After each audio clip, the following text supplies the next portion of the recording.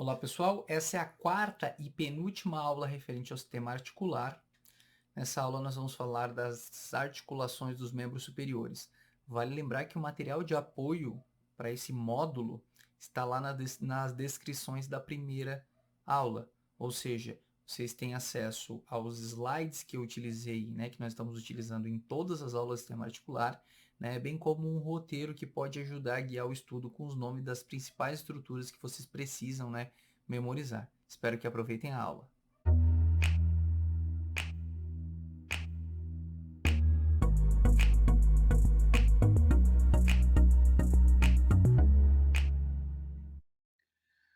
Chegamos então nas articulações dos membros superiores. Vamos falar primeiro então da articulação externo-clavicular. Vejam que o nome da articulação, remete à região onde ela está, entre o externo e a clavícula. Então aqui eu tenho o manubro do externo e aqui eu tenho a clavícula.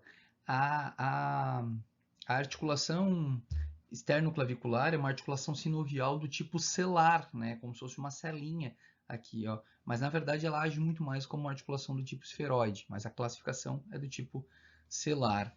Essa articulação, então, ó, entre o manúbrio do externo, e a extremidade external aqui da clavícula, ela vai ser fortalecida, ela possui uma cápsula articular, ela vai ser fortalecida por um ligamento, ó. Então aqui a cápsula articular eu tenho o ligamento externo-clavicular anterior.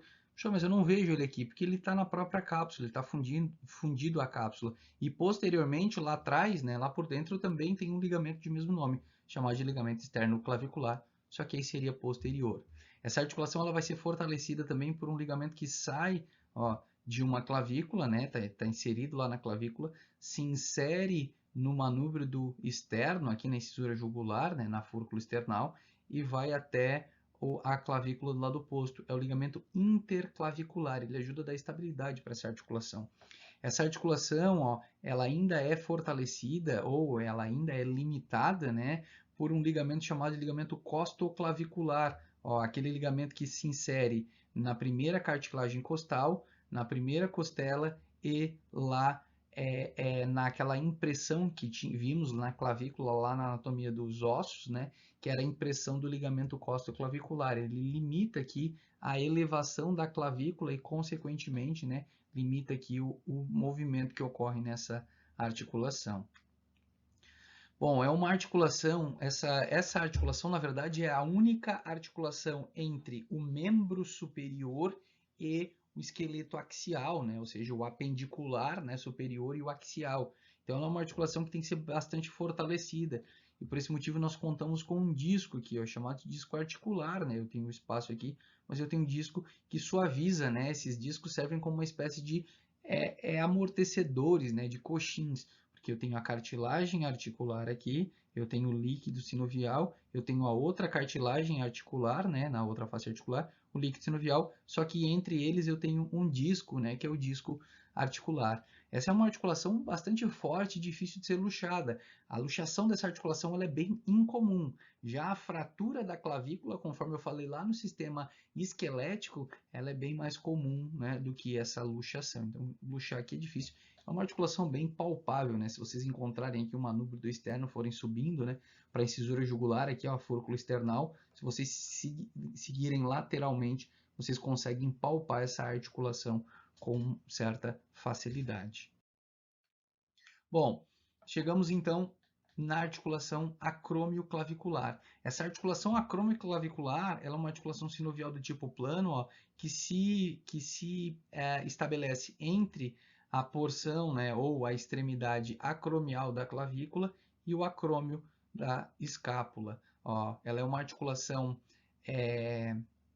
sinovial, como eu falei, do tipo plano.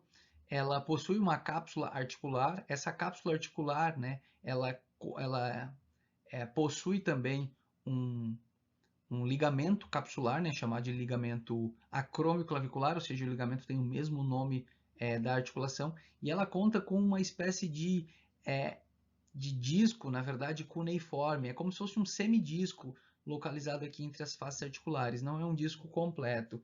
Essa articulação ela acaba sendo limitada por ligamentos que estão longe, ó, estão um pouco longe, mas eles limitam os movimentos aqui. Esses ligamentos são, ó, Na verdade, é um ligamento, tá? Que a gente chama de ligamento coracoclavicular. Por que coracoclavicular? Porque está, ó, entre o processo coracoide da escápula e a clavícula, e esse ligamento coracoclavicular ele é subdividido em duas porções, no ligamento trapezoide e no ligamento conoide, que é esse ligamento que nós temos aqui. Então, esses dois ligamentos formam o ligamento coracoclavicular. Além de limitar, né, aqui os movimentos que ocorrem nessa articulação, esse ligamento coracoclavicular, né, constituído pelo ligamento conoide e pelo trapezoide, eles também ajudam na sustentação do membro superior quando a gente repousa, quando a gente relaxa. Se você largar aí, ó, relaxar o ombro, ele fica preso, ele fica pendurado, né, principalmente por esses ligamentos. Então, são ligamentos que ajudam na sustentação da escápula, né, e, consequentemente, sustentação do membro superior. Ó, eu falei que tinha um disquinho cuneiforme, nós vemos esse disquinho aqui, ó. Articulação gleno-humeral. A articulação gleno-humeral é a articulação presente aqui entre a cavidade glenoidal e a cabeça do húmero. Ela é uma articulação sinovial do tipo esferoide e é a articulação com movimentos mais amplos que nós temos no corpo, mas também ela é bem vulnerável. Por quê? Tudo tem um custo, né? Exemplo, a articulação do quadril, eu vou falar para vocês na sequência, ela é uma articulação sinovial também do tipo esferoide, como a glenohumeral. Professor, qual é a diferença então? É que na articulação do quadril, eu tenho o acetábulo, eu tenho a cabeça do fêmur, e a cabeça do fêmur ela acopla, né? Ela é acoplada, né, pelo acetábulo. Então, o encaixe é assim, ó. Isso faz com que os movimentos na articulação do quadril sejam mais limitados, mas isso dá uma estabilidade maior para essa articulação. Agora, aqui na articulação glenohumeral, eu tenho a cabeça, a cavidade glenoidal assim, ó, como se fosse uma focinha rasinha, e a cabeça do húmero assim, ó, só encaixando, ela não abraça, ela simplesmente encosta. Isso dá uma amplitude de movimentos muito grande. Então, os movimentos que a gente consegue fazer com o ombro são muito amplos. O problema é que a articulação ela é mais vulnerável também, é mais fácil de ocorrer uma luxação, porque ela tem menos estabilidade devido aos motivos que eu acabei de explicar. Bom, nós conseguimos observar aqui uma cápsula articular, e essa cápsula articular possui ligamentos, né, fundidos a ela, são os ligamentos glenohumerais. Tá? O que mais que nós vemos aqui? Ó? Isso aqui é uma vista, né, lateral, né, ou seja, lateral para medial, né, da nossa escápula. Ó, a cavidade glenoidal aqui sendo recoberta, né, por uma cartilagenzinha. Olha o que nós vemos aqui, ó. Como eu falei, que essa cápsula ela possui ligamentos que fortalecem. Eu tenho o ligamento glenohumeral superior, eu tenho o ligamento glenohumeral médio e aqui embaixo eu tenho o ligamento glenohumeral inferior. A gente não pode confundir esse ligamento aqui, ó, que está por dentro, com essa estrutura aqui que está por fora. Isso aqui são os músculos que compõem um manguito rotador, e eu vou explicar direitinho para vocês a importância do manguito rotador lá na anatomia do sistema muscular e não aqui no sistema articular.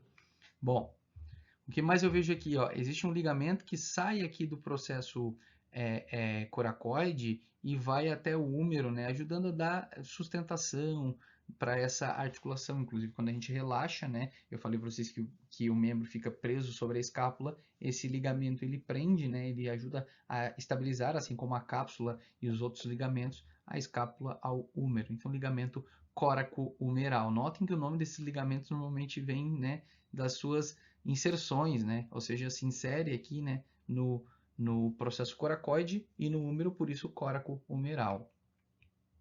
Ó, nós observamos aqui que a articulação foi aberta, né, foi cortada. Vejam como a cavidade glenoidal é rasinha, ó, e recebe a cabeça do húmero, que ela é muito maior, não é bem acoplada, por isso, inclusive, que a gente precisa do manguito rotador, que, como eu falei, eu vou explicar um pouco mais à frente.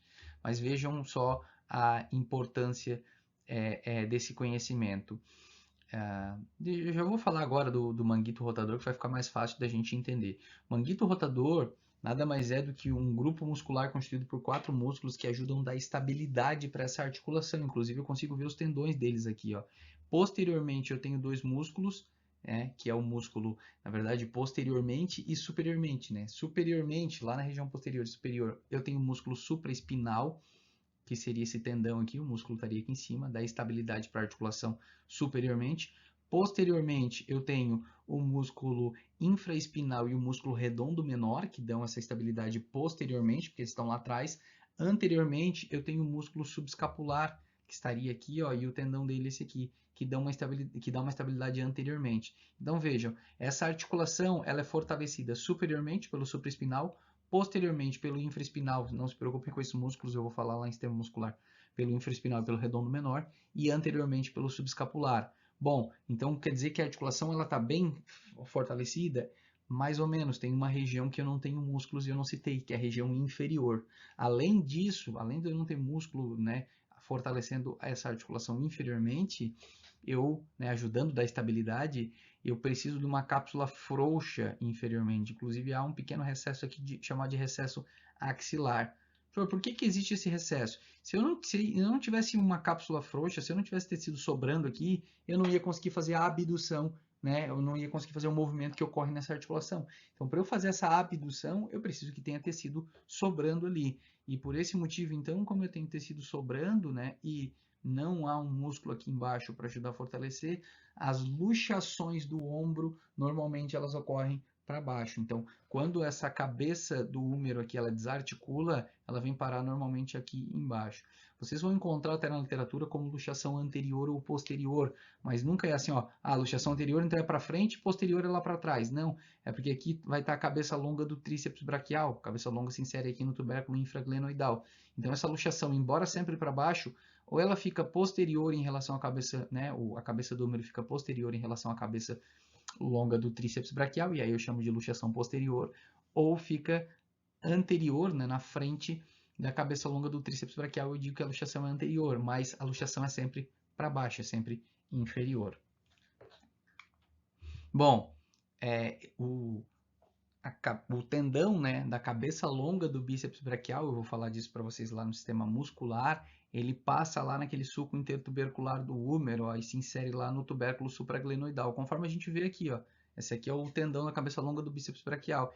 E segurando essa cabeça, ajudando a fazer parte dessa articulação, eu tenho um ligamento, ó, que transforma esse sulco intertubercular em um túnel, né, que é o ligamento transverso do húmero. Então é isso que esse ligamento ajuda a fazer aqui. Bom, e existe por fim um ligamento, ó, é curioso porque eu disse para vocês que ligamento limita movimentos, né? Mas normalmente esse movimento é entre 2 ossos. E aqui eu tenho um ligamento que vai de uma estrutura da escápula, ó, do acrômio da escápula, ao processo coracoide da escápula, ou seja, do mesmo osso. E não há mobilidade aqui. Então, para que serve esse ligamento coraco-acromial, né? Ou seja, entre o processo coracoide e o acrômio?